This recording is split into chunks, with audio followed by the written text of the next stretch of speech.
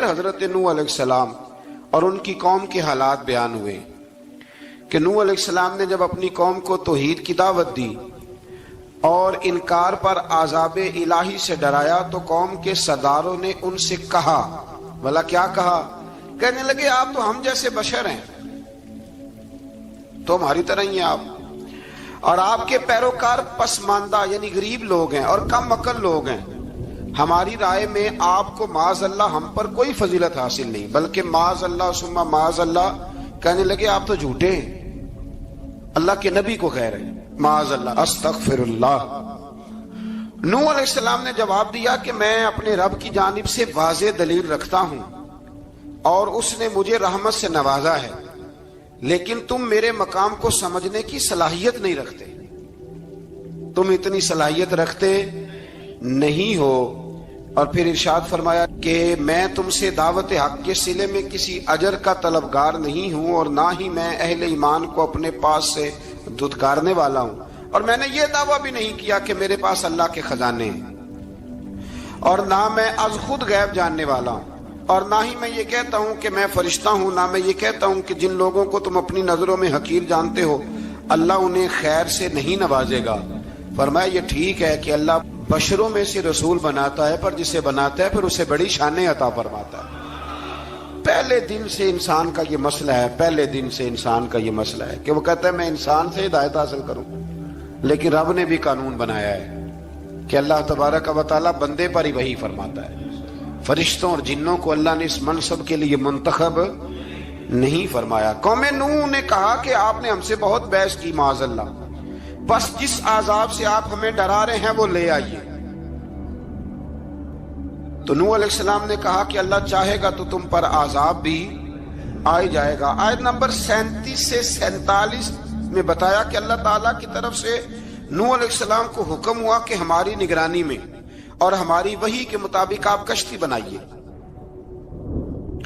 اور ظالموں کے بارے میں ہم سے کوئی بات نہ کریں۔ حضرت نوح کی خواہش تھی کہ یا اللہ انہیں بھی معاف کر دے، فرمایا یہ ظالم ہے تو میرے نبی ان کے بارے میں مجھ سے کوئی بات نہ کریں، وہ ضرور غرق ہو جائیں گے۔ پھر وہ کشتی بنانے لگے، اور جب ان کی قوم کے سردار ان کے پاس سے گزرتے تو ان کا مذاق اڑاتے۔ یہ آپ کیا کر رہے ہیں؟ آج بھی وزیر مشیر بڑے بڑے لوگ اللہ ماشاءاللہ دینداروں کا مذاق اڑاتے نہیں؟ اڑاتے ہیں کہ نہیں اڑاتے مذاق؟ یہ کن کا طریقہ ہے؟ یہ تو قرآن مجید کہہ رہا ہے کہ حضرت نوح کی قوم جو کافر تھی ان کا طریقہ ہے اہل ایمان کا مذاق اڑانا۔ تو وہ مذاق اڑانے لگے۔ نوح علیہ السلام نے کہا کہ وہ وقت آنے والا ہے کہ جب تمہارا مذاق اڑایا جائے گا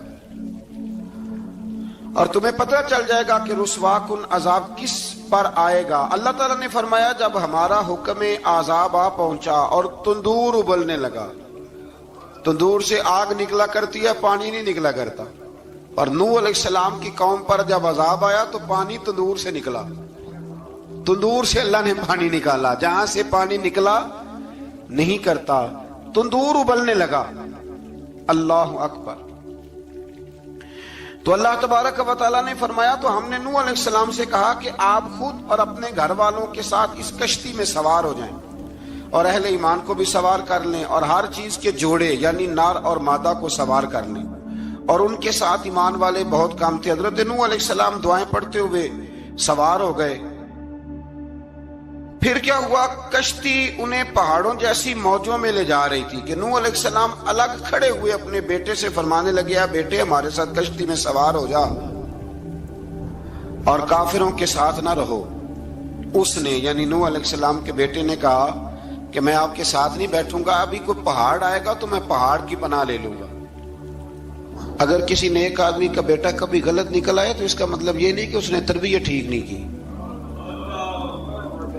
ہاں یہ اعتراض چھوڑ دیں، اس لیے کہ نوح علیہ السلام کا بیٹا کافر ہو گیا، اور جب سیلاب نظر آیا تو اس سے کہا کہ آجا سوار ہو جا، تو کہنے لگا میں نہیں بیٹھوں گا، میں تو کسی پہاڑ کی پناہ لے لوں گا اور میں اس کے اندر چھپ جاؤں گا اور وہ پہاڑ مجھے پانی سے بچا لے گا۔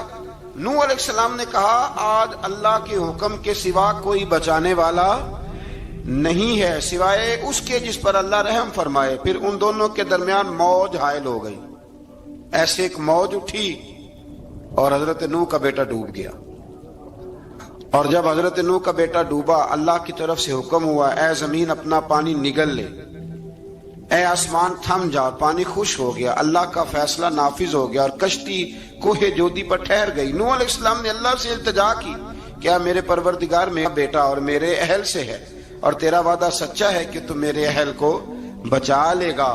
اللہ نے فرمایا نوح وہ آپ کے اہل میں سے ہے ہی نہیں، وہ آپ کے اہل میں سے ہے ہی نہیں۔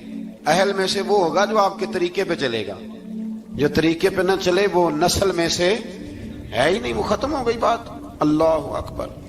اس کے اعمال ٹھیک نہیں، جس بات کی حقیقت کا آپ کو معلوم نہ ہو اس کے بارے میں سوال نہ کریں۔ تو نوح علیہ السلام نے اللہ تعالیٰ سے اپنی اس اجتہادی خطا پر مغفرت اور رحم کی دعا کی۔ پھر طوفان نوح تھم جانے کے بعد وہ سلامتی کے ساتھ اتر گئے۔ اجتہادی خطا، میں نے ایک لفظ بولا ہے، یہ اجتہادی خطا کا مطلب یہ ہے کہ بعض اوقات انبیاء سے ایسی باتیں سرزد ہو جاتی ہیں کہ جو تعلیم امت کے لیے ضروری ہوتی ہیں، تاکہ لوگوں کو پتہ چل جائے کہ اللہ کی بارگاہ میں توبہ کیسے کرنی ہے۔ اگر وہ لوگ توبہ نہ کرتے تو ہمیں توبہ کے طریقے سمجھ میں، یعنی ان سے اجتہادی خطا ہو گئی، کہنے میں کرنے میں کوئی ایسی بات ہو گئی جو بظاہر اللہ تعالیٰ کی رضا والی، تو فوراً معافی مانگ لیتے تھے۔ لیکن اب امتی اٹھ کے کہے کہ نبی گناہ گار ہے معاذ اللہ۔ حضرت آدم نے دعا مانگی تھی نا، ربنا ظلمنا انفسنا، اے اللہ ہم نے اپنی جانوں پر ظلم کیا، انہوں نے کہا تھا۔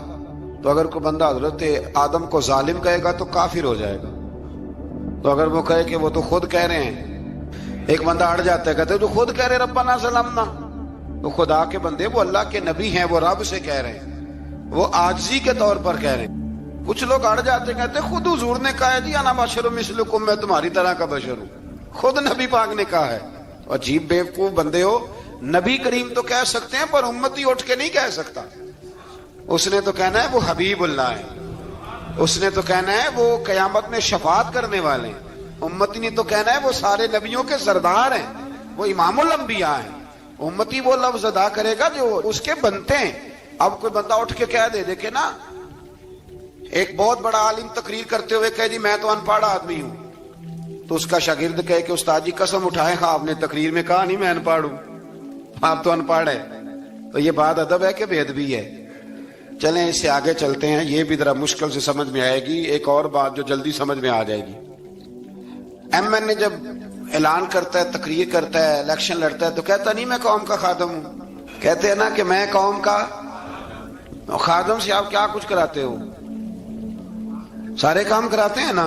خادم کو بندہ یہ بھی کہہ لیتا ہے کہ جھاڑو دے دے گلی میں، کہتے ہو کہ نہیں کہتے؟ تو اس نے بھی تو سپیکر میں کہا میں خادم ہوں، کہو اس سے کہ جھاڑو دے گلی میں آ کے، پھر پتہ کیا حال ہوگا؟ جھاڑو تو نہیں آئے گا اور ہو سکتا ہے کچھ ہے آ جائے۔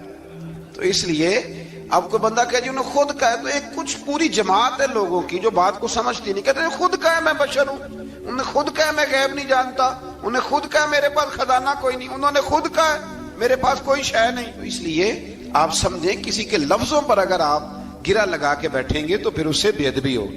تو نوح علیہ السلام نے اللہ سے اپنی اجتہادی خطا کی معافی مانگی۔ اب حضرت نوح کو کوئی خطا کار کہے گا تو بہت بڑا مجرم بن جائے گا، اس لیے کہ وہ اللہ کے نبی ہیں۔ آیت نمبر 50 میں قوم عاد کا ذکر ہے اور ان کی طرف دعوت توحید دینے کے لیے اللہ تعالیٰ نے حضرت ہود علیہ السلام کو بھیجا۔ ہود علیہ السلام نے قوم سے کہا کہ میں تم سے کسی چیز کا اجر طلب نہیں کروں گا، میرا اجر میرے اللہ کی بارگاہ میں ہے، بس تم اپنے رب سے بخشش مانگو، پھر اس کی بارگاہ میں توبہ کرو، اللہ تعالیٰ تم پر موسلا دار بارش برسائے گا اور تمہاری قوت میں اضافہ فرمائے گا۔ قوم عاد نے دعوت حق کو رد کیا اور ایمان نہ لائے، بلکہ ہود علیہ السلام پر طنز کیا۔ وہ کہنے لگے کہ ہمارے تو معبودوں نے، ہمارے بتوں نے معاذ اللہ آپ کو پاگل بنا دیا ہے، آپ کو مجنون بنا دیا ہے، الٹا حضرت ہود کو کہنے لگے، اس لیے آپ ایسی باتیں کرتے ہیں۔ ہود علیہ السلام نے کہا میں اللہ کو گواہ بناتا ہوں اور تم بھی گواہ رہنا کہ میں تمہارے شرک سے بری ہوں اور میں اللہ پر توکل کرتا ہوں اور میں نے رسالت کا حق ادا کر دیا ہے۔ آیت نمبر 58 میں اللہ تعالیٰ نے فرمایا جب ہمارے عذاب کا وقت آ گیا تو ہم نے اپنی رحمت سے ہود اور ان کے ساتھ مومنوں کو نجات عطا کی۔ قوم عاد نے اللہ کی نشانیاں اور رسولوں کو جھٹلایا اور دنیا اور آخرت میں لعنت کے حقدار ہوئے۔ آیت نمبر 61 میں پھر سے حضرت صالح علیہ السلام اور ان کی قوم سمود کے حالات کو بیان کیا گیا۔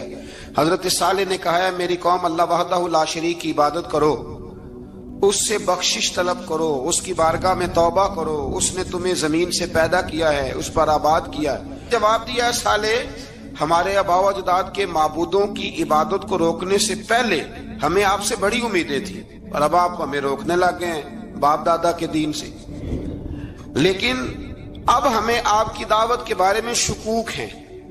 صالح علیہ السلام نے اپنی قوم سے کہا کہ یہ اللہ کی اونٹنی ہے اور یہ تمہارے لیے نشانی ہے، اسے چرنے کے لیے آزاد چھوڑ دو اور اسے تکلیف نہ دینا۔ اللہ اکبر، ورنہ تمہیں عذاب پہنچے گا۔ انہوں نے اونٹنی کی کونچیں کاٹ ڈالی۔ صالح علیہ السلام نے کہا تم صرف 3 دن اپنے گھروں میں مزے اٹھا لو، 3 دن، پھر اللہ کا یقینی عذاب آئے گا۔ پھر ایک چنگاڑ نے ان کو آ دبوچا، وہ اپنے گھروں میں گھٹنوں کے بل اوندے پڑے رہ گئے۔ صرف صالح علیہ السلام ان کے ساتھ اہل ایمان اس عذاب سے بچے۔ یہ 3 قوموں کا ذکر ہو گیا، نوح علیہ السلام کی قوم کا بھی، ہود علیہ السلام کی قوم کا بھی، اور حضرت صالح علیہ۔ آگے اللہ تبارک و تعالیٰ نے آیت نمبر 69 میں اس بات کا بیان فرمایا کہ حضرت ابراہیم علیہ السلام کے پاس فرشتے بشری شکل میں آئے، انسانی شکل۔ انہوں نے اجنبی مہمانوں کے لیے بچڑے کا بھونا ہوا گوشت تیار کرایا۔ آپ یقین کریں کچھ باتیں لوگ ایسی بیان کرتے ہیں کہ جن کو نہ سن کے بندے کا دل کرتا ہے کہ اس بندے کو بتائیں کہ یار یہاں تو دین سارا پڑھ۔ ایک صاحب مجھے کہنے لگے جی میں ایک پیر صاحب کے پاس گیا تھا تو بڑی مرغن غذائیں تھیں، انہوں نے میری بڑی خدمت کی پر مجھے نہیں اچھا لگا، پیروں کو چاہیے سادی روٹی رکھیں۔ میں کہ تو پیراں واسطے لسٹ بنا خواہ انہوں نے کس طرح نہ ہونا چاہیے۔ یہ بہت بڑی مصیبت ہے۔ اگر آپ سادہ کھانا کھلا دیں تب بھی اعتراض ہے، اچھا کھلا دیں کہنے رولا ہے کوئی پیر چوکھے مالدار، دونوں طرف سے مسئلہ۔ تو کہنے لگا جی نہیں پیروں کا کیا کام ہے، وہ کڑائیاں اور وہ سارے۔ تو پھر میں نے انہیں کہا کہ آپ اس طرح کریں، گھر جا کے نا تو 12ویں سپارے کی تلاوت کریں۔ حضرت ابراہیم نے اپنے مہمانوں کے لیے بھونا ہوا کھانا تیار فرمایا تھا۔ تو آپ کیا کہیں گے کہ حضرت ابراہیم درویش نہیں تھے؟ عجیب بات ہے بھائی، آپ ہر بات میں اڑ جاتے ہیں۔ دین ہم نے وہ لینا ہے جو اللہ کا قرآن ہمیں دیتا ہے اور رسول اللہ کی حدیث ہمیں دیتی ہے۔ جب انہوں نے دیکھا کہ مہمان کھانے کی طرف ہاتھ نہیں بڑھا رہے تو ان کو ڈر محسوس ہوا حضرت ابراہیم کو۔ فرشتوں نے کہا کہ ہمیں قوم لوط علیہ السلام کے عذاب کے لیے بھیجا گیا ہے۔ حضرت ابراہیم کی بیوی کھڑی تھی، اس پر وہ مسکرائیں تو فرشتوں نے اللہ کی طرف سے انہیں حضرت اسحاق علیہ السلام اور اس کے بعد حضرت یعقوب علیہ السلام کی بشارت عطا۔ اسحاق علیہ السلام حضرت ابراہیم کے بیٹے ہیں اور یعقوب علیہ السلام پوتے ہیں، اور یعقوب علیہ السلام کے بیٹے یوسف علیہ السلام۔ ہاں اللہ اگر چاہے تو 7 نسلوں میں نبوت رکھ دیتا ہے اگر اس کی منشا ہو۔ تو حضرت یعقوب کی بشارت دی۔ انہوں نے حیرت سے کہا کہ ہم دونوں میاں بیوی تو بوڑھے ہیں، اس عمر میں اولاد کیسے ہوگی؟ تو فرشتوں نے جواب دیا اے ابراہیم کے گھر والوں، تم پر اللہ کی رحمتیں اور برکتیں ہوں، اللہ کی قدرت پر تمہیں کیوں تعجب ہے؟ اللہ فرماتا ہے کہ بیٹے کی بشارت سن کر ابراہیم کا خوف دور ہو گیا اور پھر وہ قوم لوط کے بارے میں گفتگو کرنے لگے۔ ابراہیم بہت بردبار، اللہ سے آہوزاری کرنے والے اور اس کی طرف رجوع کرنے والے تھے۔ اللہ تعالیٰ نے حضرت ابراہیم علیہ السلام کو فرمایا اے ابراہیم اس گزارش سے آپ گریزہ رہیں، اس کا یقینی فیصلہ ہو چکا ہے اور ان پر نہ ٹلنے والا عذاب نازل ہو کے رہے گا۔ وہ کیا گناہ کرتے تھے؟ لوط علیہ السلام کی قوم کو میں نے بتایا تھا، مرد مردوں سے بدفعلی کرتے۔ تو حضرت ابراہیم نے بھی عرض کی، بار بار گزارش کی، بحث کی کہ اللہ مہربانی فرما ان کا عذاب۔ آپ دیکھیں نبیوں کے حوصلے کتنے بڑے ہیں، قومیں تنگ کرتی ہیں اور طرح طرح کی باتیں کرتی ہیں اور پیغمبر پھر بھی کہتے ہیں یا اللہ مہربانی فرما، اے اللہ ان سے عذاب۔ آیت نمبر 77 میں حضرت لوط علیہ السلام کی قوم کی بدعمالیوں اور لوط علیہ السلام کے اپنی قوم کو بدعمالیوں کے باعث فرشتوں کی آمد، قوم کے بدعمال لوگوں کے دوڑ کر آنے اور حضرت لوط کو ان کے سمجھانے اور ان کے انکار پر مضطرب ہونے کا ذکر ہے، جس پر فرشتوں نے حضرت لوط کو تسلی دی کہ آپ فکر نہ کریں، ہم آپ کے رب کے فرشتے ہیں، یہ آپ اور ہم تک نہیں پہنچ سکیں گے۔ آپ رات کے آخری حصے میں قوم کی طرف توجہ کیے بغیر ہجرت فرما لیں، اس لیے کہ صبح کے وقت ان پر عذاب آئے گا۔ جب اللہ کا عذاب آیا تو اس نے بستی کے اوپر کے حصے کو نیچے کر دیا اور قوم لوط کے اوپر اللہ کی طرف سے لگاتار نشان زدہ پتھر برسائے گئے، لگاتار پتھر آئے۔ آیت نمبر 84 میں اللہ تعالیٰ نے حضرت شعیب علیہ السلام اور ان کی قوم کا ذکر فرمایا ہے اور ان کے جرائم کو بیان کیا گیا ہے۔ وہ ناپ تول میں کمی کرتے تھے، دوسروں کو چیزیں کم تول کر دیتے تھے۔ اللہ تعالیٰ نے ان سے فرمایا کہ فساد فی الارض سے باز آؤ اور اپنے سے پہلے سرکش امتوں کا انجام دیکھ لو۔ جب حضرت شعیب کی نصیحتوں کا ان پر اثر نہ ہوا تو پھر اللہ تعالیٰ نے انہیں بھی عذاب سے ہلاک کر دیا۔ آیت نمبر 94 میں فرمایا کہ جب ہمارا عذاب آیا تو ہم نے اپنی رحمت سے حضرت شعیب اور ان پر ایمان لانے والوں کو بچا لیا، اور ظالموں کو ایک زبردست چنگاڑ نے پکڑ لیا تو صبح وہ اپنے گھروں میں اوندے منہ پڑے تھے، گویا وہ کبھی وہاں آباد تھے ہی نہیں۔ آیت نمبر 96 میں حضرت موسیٰ علیہ السلام کو عطا کیے جانے والے 9 معجزات کا ذکر ہے۔ پھر فرعون اور اس کے پیروکاروں کے باطل روش کے باعث ان کی ہلاکت کا بھی ذکر فرمایا، اور دنیا اور آخرت میں انہیں ملعون یعنی لعنتی قرار دیا۔ جن بستیوں کو اللہ تعالیٰ نے ہلاک کیا ان میں سے بعض کے آثار موجود ہیں اور بعض کے آثار تک معدوم ہو چکے۔ ان میں سے ہر بستی والے اپنے ظلم کے باعث ہی ہلاک ہوئے۔ اللہ تعالیٰ کسی پر ظلم نہیں فرماتا، لوگ خود اپنی جانوں پر ظلم کرتے ہیں۔ جو شخص عذاب آخرت سے ڈرتا ہے اس کے لیے اس میں نشانیاں موجود ہیں۔ آیت نمبر 106 سے اللہ تعالیٰ نے انجام کے اعتبار سے لوگوں کی 2 قسمیں بیان کی۔ 2 قسمیں فرمایا، ایک ہیں سعادت مند لوگ اور دوسرے ہیں بدبخت۔ فرمایا بدبختوں کا ٹھکانہ جہنم ہے جس میں وہ ہمیشہ رہیں گے، اور نیک بختوں کا ٹھکانہ جنت ہے، وہ ہمیشہ اسی میں رہیں گے، اور ان کے لیے اللہ کی طرف سے نا ختم ہونے والی عطائیں۔ آیت نمبر 110 میں حضور صلی اللہ علیہ وسلم کو تسلی دی گئی کہ جس طرح یہ لوگ قرآن کے بارے میں اختلاف کرتے ہیں، اسی طرح قوم موسیٰ نے تورات کے بارے میں بھی اختلاف کیا تھا، اور اللہ نے ان کے اعمال کا پورا بدلہ انہیں دیا۔ آیت نمبر 112 سے سرکشی کو چھوڑ کر احکامات دین پر استقامت اختیار کرنے اور ظالموں کے ساتھ میل جول رکھنے سے بچنے کا حکم دیا گیا ہے، اور فرمایا کہ ظالموں سے میل جول کا انجام دوزخ کی آگ ہے۔ ہم لوگ نہ شکوہ کرتے ہیں، کسی حکومت کو بنے ہوئے 6 مہینے گزرتے ہیں تو شکوہ شروع ہو جاتا ہے، حالانکہ وہ خود تو نہیں نہ بنتے، ان کو کوئی بنانے والا ہے۔ تو ظالم کا جو مددگار ہوتا ہے وہ بھی ظالم ہوتا ہے، اس لیے احتیاط کریں۔ اور یہ صرف سیاستدانوں کی بات نہیں، دنیا کے ہر معاملے میں آپ غور کریں کہ آپ کسی ظالم کے مددگار تو نہیں۔ اللہ تعالی ہمیں حق پر استقامت عطا فرمائے۔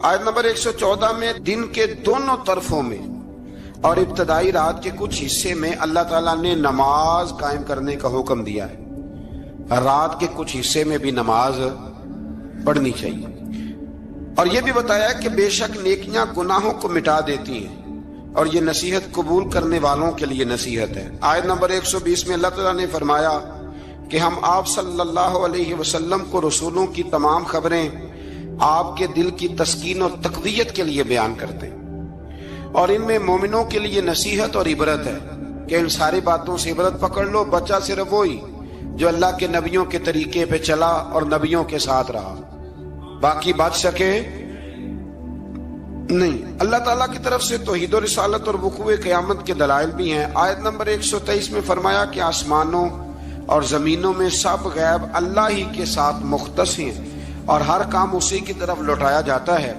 آپ اسی کی عبادت کیجئے، اسی پر توکل کیجئے، اور آپ کا رب لوگوں کے اعمال سے غافل نہیں ہے۔ اسی بارے میں آگے سورۃ یوسف شروع ہو رہی ہے۔ اس کو اللہ تعالیٰ نے کہا ہے کہ یہ بڑا پیارا قصہ ہے، احسن القصص کا، قصوں میں سونا قصہ۔ تو یہ کچھ 12ویں پارے میں اور کچھ 13ویں پارے میں ہے۔ میں نے یہ ارادہ کیا ہے کہ یہ ایک ہی دن پوری بیان کی جائے۔ قوم سبت کا ذکر فرمایا اللہ نے۔ ہفتے والے دن کچھ لوگ نافرمانی کرتے، ہمارے بھی ہیلے بہانے ہیں نا آج کل کاروبار میں، تو اسی सिपारे की आयत नंबर 65 के अंदर अल्लाह ताला ने हजरत दाऊद की कौम का जिक्र किया कि अल्लाह ने उन्हें हुक्म दिया था कि हफ्ते वाले दिन मछलियां नहीं पकड़नी, तो वो कहते थे चलो हाथ लगा के नहीं पकड़नी, हाथ लगा के। वो हमारे लोग हीले बहाने तलाश कर लेते हैं ना, वो बड़े जनाब इंश्योरेंस वाला आ गया, अब वो बैंक वाला आ गया, वो फलाने साहब आ गए, वो तरोड़ मरोड़ के कहानियां बातें, और फिर हमें भी रास्ते मिल जाते हैं बचने के। मुफ्ती साहब ने कह दिया था, ओ एक मौलाना से मैंने इनको कहा हफ्ते वाले दिन मछलियां नहीं पकड़ने का, नहीं पकड़ते, छोटे छोटे हौज बना लिए, तो मछलियां ज्यादा आती थी उस दिन। ये भी अल्लाह की कुदरत थी, नमाज के वक्त गाहक ज्यादा आते हैं, ये उसकी कुदरत होती है। तो वो मछलियां हौज में जमा हो जाती हैं, यूं समझ लें कि जाल इन्होंने लगा लिए हुए थे, तो जाल में वो फंसती रहती थी, हौजों में आती रहती थी। हफ्ते को नहीं पकड़ते थे, इतवार को पकड़ लेते थे, तो फिर अल्लाह ने इन्हें सजा दी। फरमाया तमाशे करते हो अल्लाह के हुक्म के साथ। क्या सजा दी? फकुलना लहुम कूनू किरादतन खासीन, फरमाया बंदर बन जाओ धुतकारे हुए। जो रिस्क हराम तरीके से कमाते थे रब उन्हें बंदर बना देता था। अभी भी मैंने देखे हैं बड़े बड़े ताजर पागलों जैसी जिंदगी गुजार रहे हैं, नफसियाती तौर पे सुकून नहीं है, करोड़ों रुपया पड़ा है। क्यों? इसलिए कि रब के बताए हुए तरीके के मुताबिक तिजारत नहीं करते। आगे एक और दिलचस्प बात आ गई। बनी इसराइल के अंदर ना एक शख्स ने अपने चचा को कत्ल कर दिया जायदाद के लिए। ये देखें कब से लोग जायदाद के लिए कत्ल करते आ रहे हैं। चचा को कत्ल कर दिया, और कत्ल करके हजरत मूसा अलैहिस्सलाम के पास आए कि मेरे चचा को किसी ने कत्ल कर दिया है, तो बताएं क्या करना है। तो आपने फरमाया कि गाय ज़िबा करो और उसका एक टुकड़ा मकतूल को मारो, मरने वाले को, वो खुद उठ के बता देगा मुझे किसने कत्ल किया है। अब इरादा नहीं था गाय ज़िबा करने का, तो बहाने करने लगे। इरादा नहीं ना होता तो फिर क्या होते हैं? कहने लगे गाय किस तरह की हो, बूढ़ी हो के बच्ची हो, रंग कैसा हो, जवान हो के छोटी हो, हाल में एक दफा चलना सीख गई हो या अभी ना सीखी हो। तो बताते गए तो रब भी शर्तें बयान करता गया। गहरे जर्द रंग की हो, हाल के अंदर उसे ना चलाया गया हो, पानी ना निकाला गया हो, ना बच्ची हो ना जवान हो, इसके दरमियान हो। ये सारी शर्तें कहां पाई जाती थी? हजरत मूसा अलैहिस्सलाम की कौम का एक शख्स था जो अल्लाह का वली था। वो जब इंतकाल करने लगा ना, अल्लाह अकबर, देखो रब वलियों की औलादों पर भी कितना फजल फरमाता है। वो जब इंतकाल करने लगा तो एक उसके पास छोटी सी बच्चियां थी, गाय की बच्ची, उसने जंगल में छोड़ दी। कहने लगा या अल्लाह मैं तेरे नाम पे छोड़ता हूं, मेरा बच्चा जवान हो जाए तो उसे दे देना, और तो सरमाया ही कोई नहीं। बच्चा बड़ा हुआ तो बच्चा भी बड़ा नेक था, अपनी माँ का बड़ा फर्मा बरदार था। उसकी माँ ने कहा बेटा तेरे बाप ने एक गाय छोड़ी थी। तो बच्चा जंगल में गया और जाके कहने लगा ऐ अल्लाह मेरी गाय मुझसे मिला दे। तो रब करीम ने वो गाय वापस कर दी। वो गाय घर ले आया। अब वो कहने लगा अम्मा बेच दूं, तो अम्मा कहने लगी बेटा मेरे पूछे बगैर ना बेचना। कई दफा गाहक लगे पर उसने कहा जब तक मेरी अम्मा ना कहेगी मैं बेचूंगा। उधर बनी इसराइल वाले शर्तें जितनी गाय के बारे में पूछ चुके थे वो सारी इसी गाय में पाई जाती थी। तो ये ढूंढते ढूंढते वहां पहुंच गए।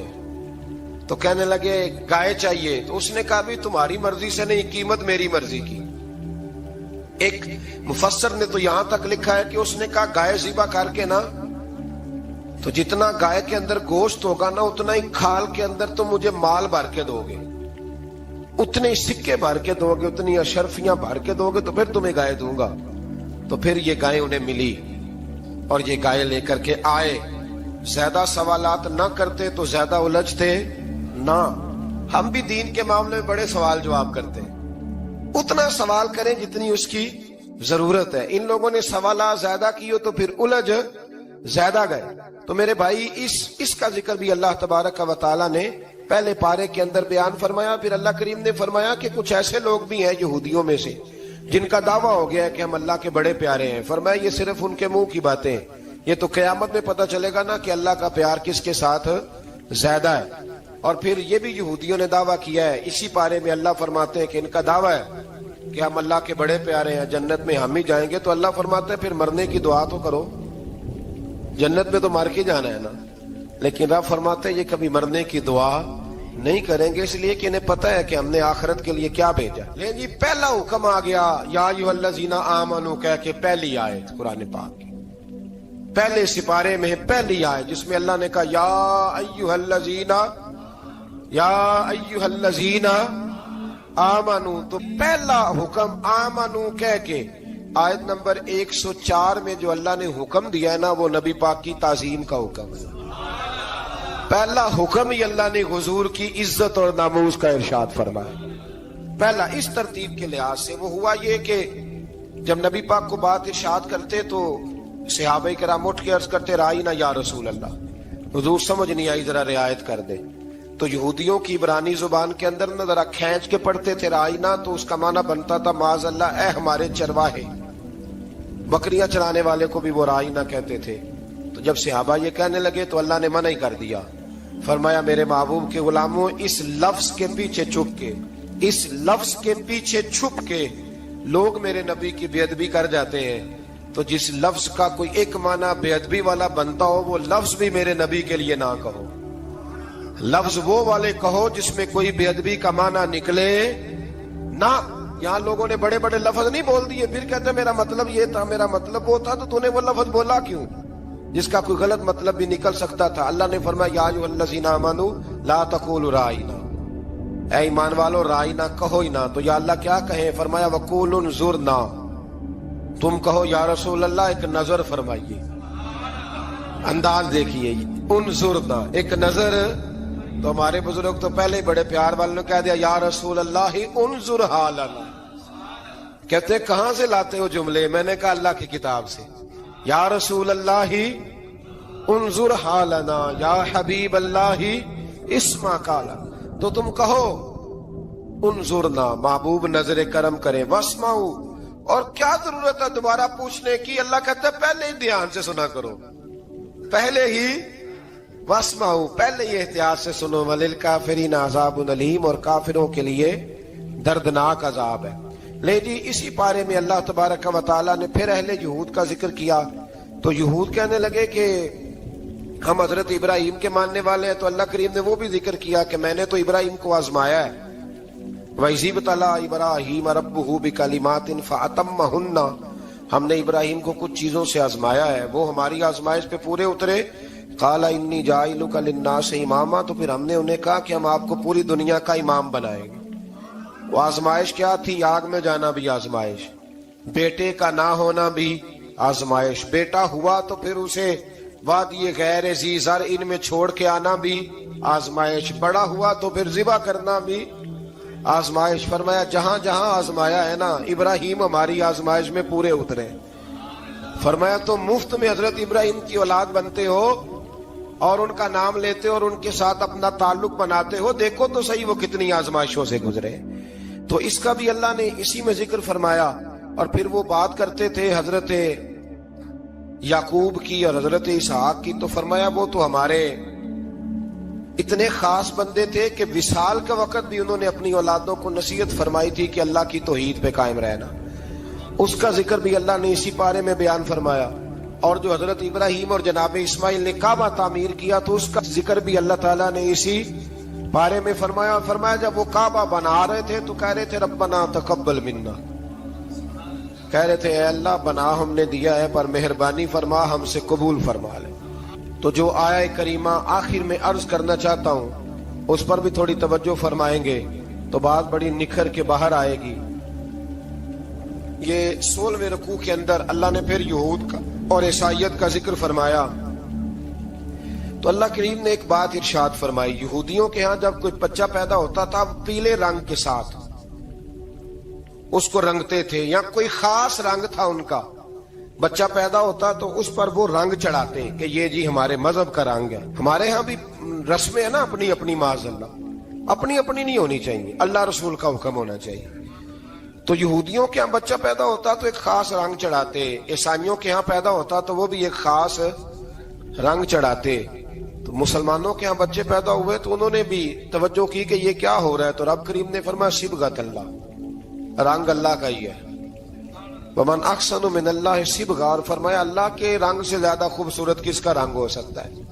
اللہ کا رنگ کیا ہے؟ لا الہ الا اللہ محمد رسول اللہ صلی اللہ علیہ، فرمایا نیلے پیلے کالے رنگ نہ چڑھاؤ، اپنے ذہن پر توحید و رسالت کا رنگ چڑھاؤ، یہ سب سے بہترین رنگ ہے۔ اگر تمہارے ذہنوں پر رب رسول کی توحید کا رنگ چڑھ گیا تو یہ وہ والا رنگ ہے، پھر تمہیں کسی اور رنگ کی طرف جانے کی ضرورت نہیں پڑے گی۔ تو فرمایا رنگ وہ پیدا کرو جو توحید کا ہے، رسالت کا ہے، اس رنگ کی توجہ کرو۔ قرآن مجید کے اس پارے میں اللہ کریم نے مختلف باتیں بیان کر کے آخری رکوع میں یہ جو رنگ کا ذکر فرمایا نا، تو یہ لگتا ہے پورے پارے کا خلاصہ ہے کہ رب کریم نے فرمایا اصل بات یہ ہے کہ تمہاری سوچوں پہ رب رسول کی توحید و رسالت کا رنگ ہونا چاہیے۔ وہ ایک دفعہ مسلمہ کذاب بے ایمان کہنے لگا میں نے بنا لیا ہے قرآن پاک کا جواب، معاذ اللہ۔ جواب کیا بنایا؟ وہ سورت ہے نا القاریہ تم القاریہ وما ادراک ما القاریہ، کھڑکھڑانے والی کیا ہے، کھڑکھڑانے والی تمہیں کیا پتا کیا ہے کھڑکھڑی، قیامت کا ذکر ہے۔ کہنے لگا میں نے اس جیسی صورت بنا لیا، تو کیا بنایا؟ الفیل ملفیل وما ادراک ما الفیل، کہنے لگا ہاتھی، تمہیں کیا پتا کیا ہاتھی، تم کیا جانو کیا ہاتھی۔ تو پاس جو اس کے اپنے بیٹھے تھے نا چیلے، وہ کہنے لگے چپ کر جا، سارے زمانے کو پتا ہاتھی کیا ہوتا ہے۔ تو پاگل ہے، اس کے دو کان ہوتے ہیں، ایک سونڈ ہوتی ہے، چار اس کے پیر ہوتے ہیں۔ بیوقوف آدمی قرآن کا مقابلہ کرنا ہے تو وہ چج کے ساتھ کر، پاگلوں کی طرح مقابلہ کرے گا، جوتے کھائے گا بھی، ہمیں بھی پڑھوائے گا۔ تو قرآن مجید کا کوئی مقابلہ کر سکا؟ تو اس آیہ مبارکہ میں اللہ نے کافروں کو یہ کہا اگر مقابلہ نہیں کر سکتے تو پھر اللہ سے ڈرو، ورنہ دوزخ میں ڈالے جاؤ گے، وہ جس کا ایندھن آدمی اور پتھر ہے، اور بنائی بھی کافروں کے لیے گئی ہے۔ اعدت للکافرین، جہنم کس کے لیے بنائی گئی ہے؟ کافروں اور منافقوں کے لیے۔ مسلمانوں کے لیے بنائی گئی، مسلمان مرضی سے چھلانگے لگائیں تو ان کی موج ہے، ورنہ ان کے لیے جہنم، ان کے لیے اللہ نے جنت بنائی ہے۔ اور یہ بات کرتے ہی رب کریم نے فرمایا اے محبوب علیہ الصلوۃ والسلام، مومنوں کو خوشخبری دے دیں کہ اللہ نے ان کے لیے جنت بنائی ہے، اس میں باغات ہیں، انہیں رزق دیا جائے گا کھانے کے لیے، اور اس میں انہیں پاکیزہ بیویاں دی جائیں گی، اور پھر وہ اس میں ہمیشہ رہیں گے، انہیں اس سے نکالا نہیں جائے گا۔ آگے جو آیات کریمہ ہے نا، اس کے اندر اللہ تبارک و تعالیٰ نے فرمایا ہے کہ اللہ حیا نہیں کرتا سمجھانے کے لیے، مچھر کی مثال بھی دینی پڑے۔ فرمایا قرآن سے کچھ لوگ ہدایت حاصل کرتے ہیں اور کچھ گمراہ ہو جاتے ہیں۔ جب لوگ اپنی مرضی کی تشریحات چاہتے ہیں تو گمراہ ہوتے ہیں، اور جب قرآن کو رسول اللہ صلی اللہ علیہ وسلم اور امت مسلمہ کی تشریحات کی روشنی میں سمجھتے ہیں تو پھر اللہ ہدایت عطا فرماتا ہے۔ پھر اللہ تبارک و تعالیٰ نے آگے ارشاد فرمایا حضرت آدم کی پیدائش کا واقعہ۔ کچھ مفسرین نے لکھا اللہ نے مشورہ کیا تھا فرشتوں سے، وَإِذْ قَالَ رَبُّكَ لِلْمَلَائِكَةِ إِنِّي جَاعِلٌ فِي الْأَرْضِ خَلِيفَةً، لیکن کچھ مفسرین کہتے ہیں کہ اللہ کو ضرورت نہیں فرشتوں سے مشورہ کرنے کی، اللہ نے فرشتوں سے مشورہ نہیں کیا، بلکہ رب نے انہیں آگاہ فرمایا تھا کہ میں لگا ہوں زمین پہ اپنا نائب بنانے، میں خلافت دینے لگا ہوں زمین پہ۔ اب یہ تو دینے والی کی مرضی ہے نا، اس نے کس کو دینی ہے، یہ تو دینے والے کی مرضی ہے نا اس نے۔ تو کچھ لوگ کہتے ہیں کہ دینے والے سے زیادہ ہمیں پتہ ہے۔ تو فرشتوں کو بھی یہ اجتہادی خطا ہو گئی، کہنے لگے یا اللہ اسے نہ بنانا، یہ فساد کرے گا، یہ خون ریزیاں کرے گا۔ تو اللہ نے فرمایا جو میں جانتا ہوں وہ تم، اللہ اکبر۔ امام راضی فرماتے جب رمضان آتا ہے تو اللہ فرشتوں سے کہتا ہے ذرا یہ کھول کے دروازے دیکھو نا یہ زمین پہ کیا کر رہے ہیں، تم تو کہتے تھے فساد کریں گے اور یہ سارے تراویحاں پڑھ رہے ہیں، تم تو گویا کہتے تھے فساد کریں گے اور یہ تو دیکھو گویا رمضان کے روزے رکھ رہے ہیں، یہ تو میری یاد میں نکلے ہوئے ہیں۔ تم کچھ کہتے تھے اور دیکھو میں نے تمہیں کہا تھا نا جو میں جانتا ہوں وہ تم۔ اللہ نے پھر حضرت آدم علیہ السلام کو تمام زمانے کے علوم عطا کیے، علم سکھا لیا۔ تو فرشتوں سے کہا تم بھی ان چیزوں کے نام بتاؤ، تو وہ بتا سکے نہیں۔ اللہ نے فرمایا اب اس طرح کرو آدم کو سجدہ کرو، سب نے سجدہ کیا سوائے، وہ کہنے لگا یا اللہ صرف تجھے ہی کرنا ہے، کرنا بھی صرف اللہ کو چاہیے، پر رب کے آگے بھی جھکنا چاہیے، اور جس کے سامنے رب جھکائے نا وہاں بھی۔ اور یہ جو عاجزی ہے نا، یہ جو جھکنا ہے، یہ علم کے آگے ہے۔ ہماری مصیبت یہ ہے کہ ہم علم کے آگے بھی گردن جھکانے کو تیار نہیں ہوتے، وہاں بھی ہم خود عالم فاضل بن جاتے ہیں۔ تو فرمایا کہ سب سے کہا سجدہ کرو، سب نے سجدہ کیا سوائے ابلیس کے، تو پھر ہوا کیا؟ وکان من الکافرین، وہ کافروں میں سے ہو گیا۔ پھر اللہ نے حضرت آدم کو اور جناب حوا کو نا مقام دے دیا جنت میں رہنے کے لیے، اور کہا سارا کچھ کھانا، درخت کے قریب نہ جانا۔ ابھی آپ کسی سے کہہ دیں تھوڑا سا تو پیچھے نہ دیکھنا، یعنی اگر میری سمجھ لیں ادب کی وجہ سے کوئی 1.5 2 منٹ یا 6 منٹ نہیں بھی نہ دیکھے گا تو سوچے گا ضرور کہ پتہ نہیں اب پیچھے کیا ہے، مصیبت کیا ہے۔ یعنی آپ کہہ کے دیکھ لیں کسی کو، پیچھے نہ دیکھنا، فطرت ہے نا انسان کی، وہ جستجو کرتا ہے، کہا اس درخت کے پاس نہ جانا۔ تو حضرت حوا سلام اللہ علیہا کہتے ہیں دل میں خیال رہتا تھا کہ آخر ہے کیا درخت کے پاس۔ یہی انسان کا عقیدہ توحید ہے کہ جہاں سے رب منع کر دے وہاں وہ منع ہو جائے، اور یہ ان کی خطا نہیں تھی، یہ اللہ کی حکمت تھی، چونکہ رب نے تو پہلے کہہ دیا تھا بنایا ہی زمین کے لیے، تو یہ تو سارا کچھ ہونا تھا تو زمین پہ آنا تھا نا۔ تو حضرت حوا اور جناب آدم کے پاس شیطان آیا، اب اس کو نکال تو دیا تھا پر ابھی اس کا جنت میں آنا جانا بند نہیں ہوا تھا، یہ بھی اللہ کی حکمت تھی۔ تو وہ کہنے لگا تمہیں پتہ ہے بعد میں مر جاؤ گے؟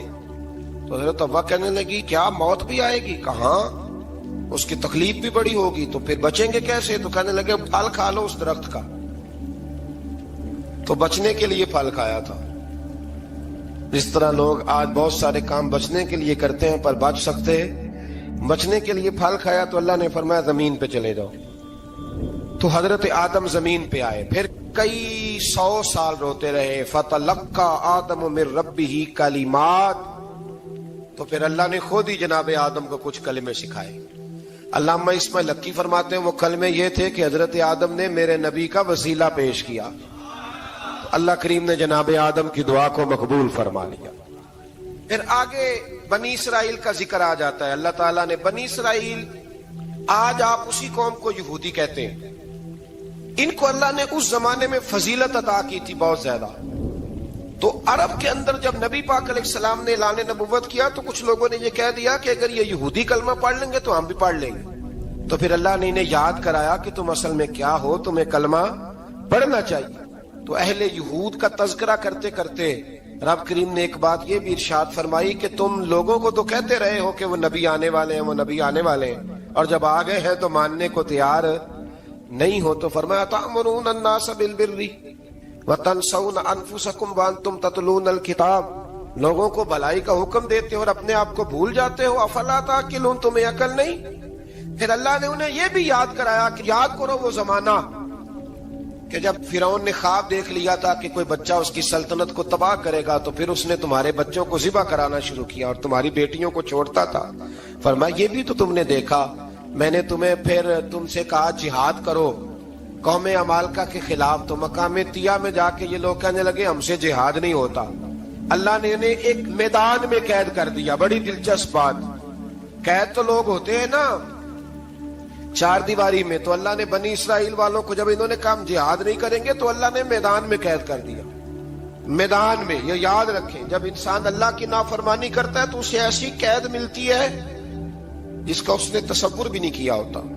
ایک میدان ہے مقام طیہ، قید ہو گئے، سارا دن سفر کرتے تھے، سارا دن، تو رات کو تھک کے سوتے تھے، صبح اٹھتے تھے نا جب، تو وہیں ہوتے تھے جہاں کل صبح چلے تھے۔ تو رب جب کسی کو قیدی بناتا ہے تو اسے زنجیروں کی، سلاخوں کی ضرورت ہے۔ دعا فرمائے اللہ تبارک و تعالی غموں سے نجات عطا فرمائے، یہ دعا فرمائے، ایسی قید دیتا ہے کہ جس سے پھر چھٹکارا ہو سکتا۔ تو بنی اسرائیل کا بہت زیادہ تذکرہ اس بارے میں اللہ تبارک و تعالی نے پھر بیان کیا، اور پھر کہا کہ انہیں جو حکم دیا جاتا تھا یہ اس کی سرتابی کرتے تھے، پھر اللہ نے ان پر ذلت نازل کر دی اور یہ ہمیشہ اس کا شکار ہے۔